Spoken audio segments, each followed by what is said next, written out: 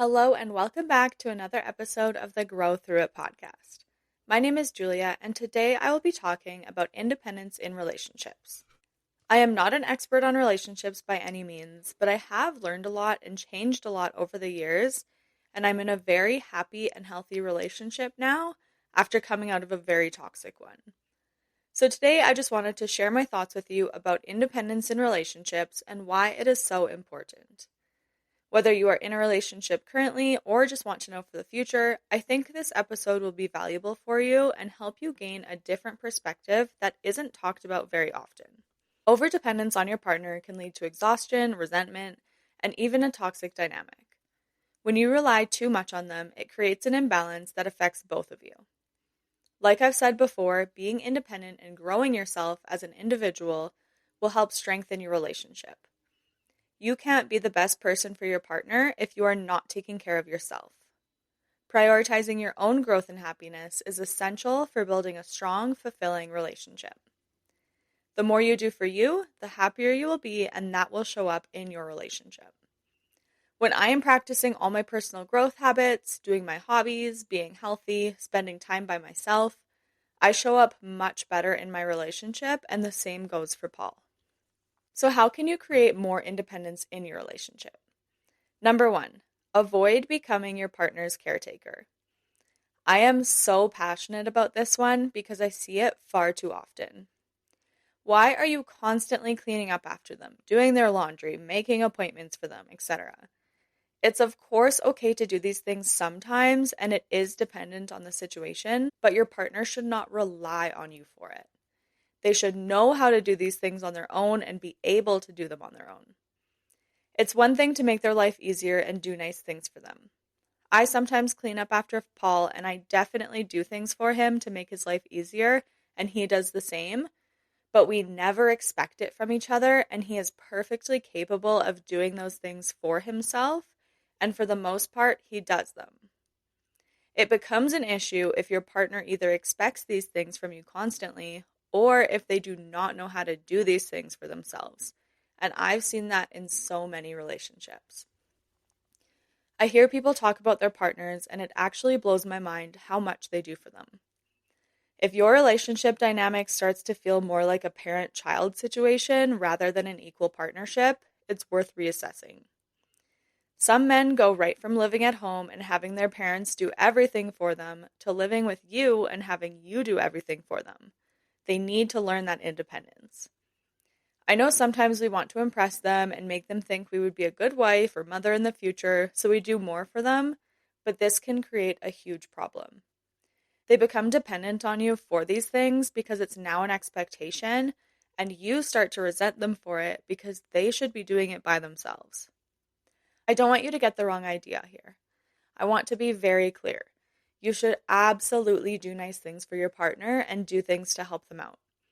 It just should not be a constant thing or only you doing it for them. Are they doing things for you in return? Have they become complacent? Are you resenting them for having to do everything for them? Take these into consideration. Also, if you are okay with making them dinner every night, then that is totally okay, and sometimes that works better for everyone depending on your schedules. It is just so important that you are both putting an effort and doing things for each other, and you are not doing things you do not want to do. Also, like I said, they should know how to do these things themselves and should not rely on you for everything. I've seen wives post TikToks of what their husbands brought home from the grocery store when they sent them to grab something, and it blows my mind how incompetent some people are. They should know how to grocery shop, how to do their laundry, how to clean, how to cook basic things. These are life skills and very easy to learn. Number 2, find separate hobbies. There are many things Paul and I love to do together and hobbies we both enjoy. However, we also have our own hobbies too, and we don't always need to do the hobbies we both enjoy together. There are certain hikes I'm not able to do yet, and hikes I wouldn't even want to do. That's when he goes just with his friends. Sometimes I prefer to work out alone than work out together. I like when we work out together, but I wouldn't want to do it every day because I like my alone time too. It's so important to not do everything together. Paul goes snowboarding or hiking every Saturday. I've been asked before if that bothers me, but honestly, I love having my Saturdays by myself. And then we get to spend the evening together. We obviously still do a lot together and we love spending time together, but we also make time for ourselves too. He likes to shoot his bow, and I don't have interest in that right now. So while he's doing that, I do my own thing. That being said, we strategically plan when we are doing these things. On Sundays, I work in the morning and into the early afternoon, so he does most of his stuff while I'm working, like working out, shooting the bow, running errands. I do my stuff when I get home too, while he's still doing his, and then we spend the majority of the evening together. We also like to grocery shop together on Sundays. So find things to do together, of course, and be strategic about it, but also make time for your separate hobbies and tasks. Having separate hobbies is great, but it's equally important to enjoy daily activities alone. This brings me to my next point. Number 3, do more things by yourself. Take yourself out on dates, buy yourself flowers, pamper yourself. Of course, it's great to do these things with your partner too, but you also have to do them on your own as well. I love taking myself out on dates. I get to choose where I go, what I do, what I buy myself, how much time I want to spend there. It is so freeing, and once I started doing this, I started to enjoy spending time with myself. I started to love myself more, and it's not so scary now. I used to be a bit afraid of spending time by myself. I always wanted to go places with someone else. Now I am so much more comfortable being alone and trying new things alone too. This will not only help your relationship, but help you grow as a person too. Number 4, work toward your own personal goals. Figure out what you want in life and go after it. Achieving or going for personal goals will help your confidence and independence, and it will strengthen your relationship. Or it'll show you that your partner is not supportive of your goals, and if that's the case, there is a much bigger issue to address. Your partner should always support your goals and dreams, and you should support theirs. It's important for both of you to have goals and desires in life. If neither of you have these goals, you will not grow as individuals, and therefore not grow as a partnership either.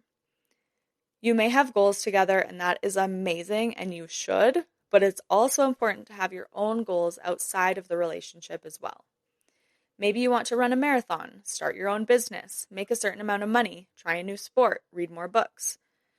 Whatever it may be, have your own separate goals in addition to your goals together.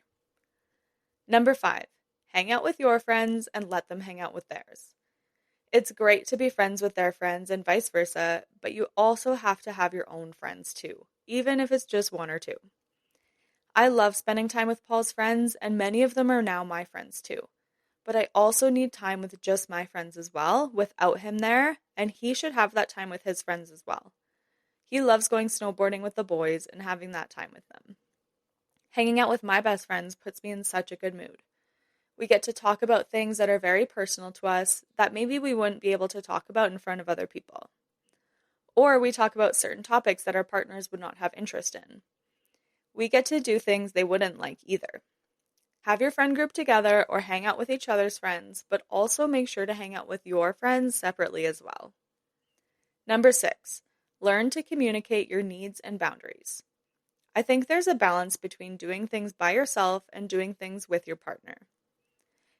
It took us a bit of time to figure out what we both need and how best to incorporate that in our lives, but we communicated to each other what our expectations were, what we needed, and then if we needed to compromise, we would.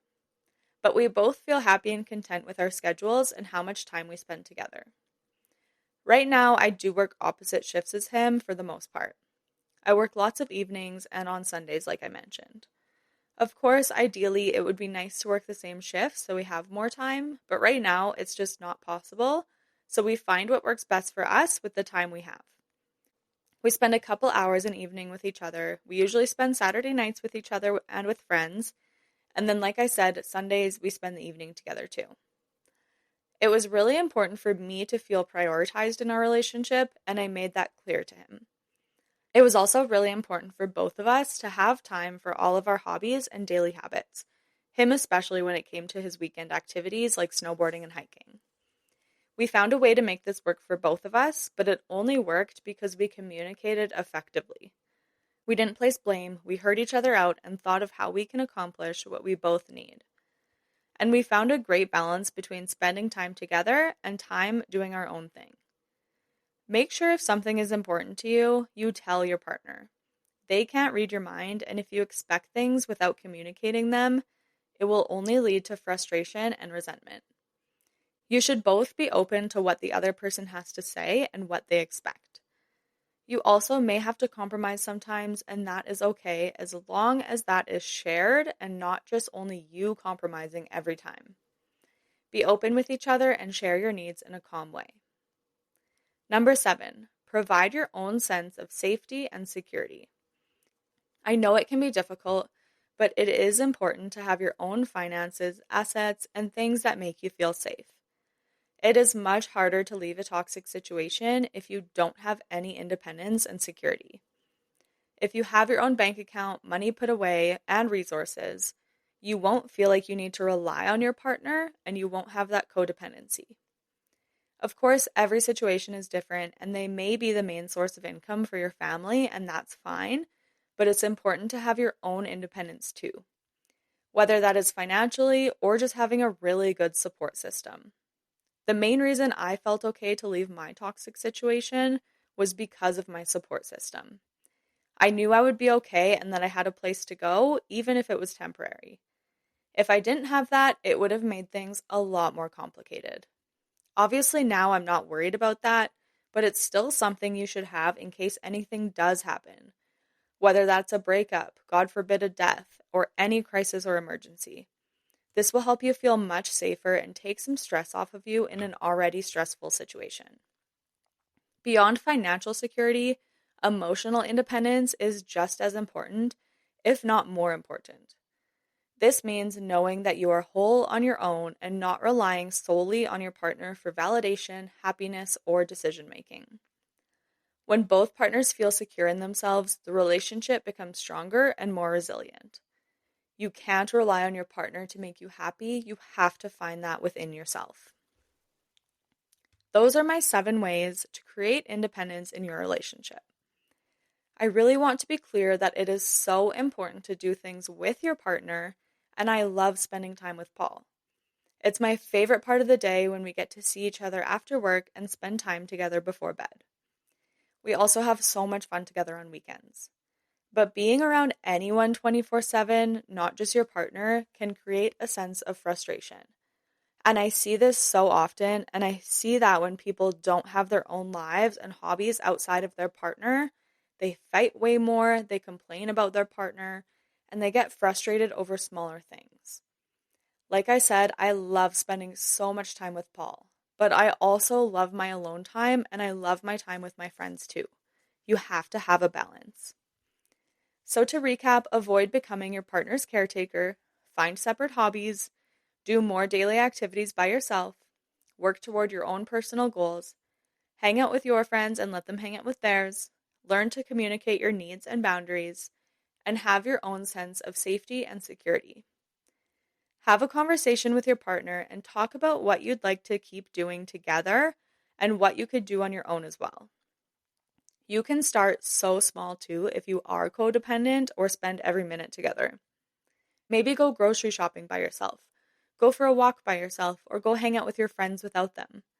Make sure though that you communicate to your partner why you are doing this, and make sure they understand it's not because you don't want to spend time with them, it's just about making more time for yourself. I think sometimes people can get offended when you say you want to spend more time alone, so it's very important to have an open conversation about your reasoning and make sure they know you still love them and want to spend time with them as well. Maybe you can share this episode with them to help them understand the importance of it, or find your own reasons for it and share that with them. Maybe you feel like your partner is focusing more on their passions and goals than you.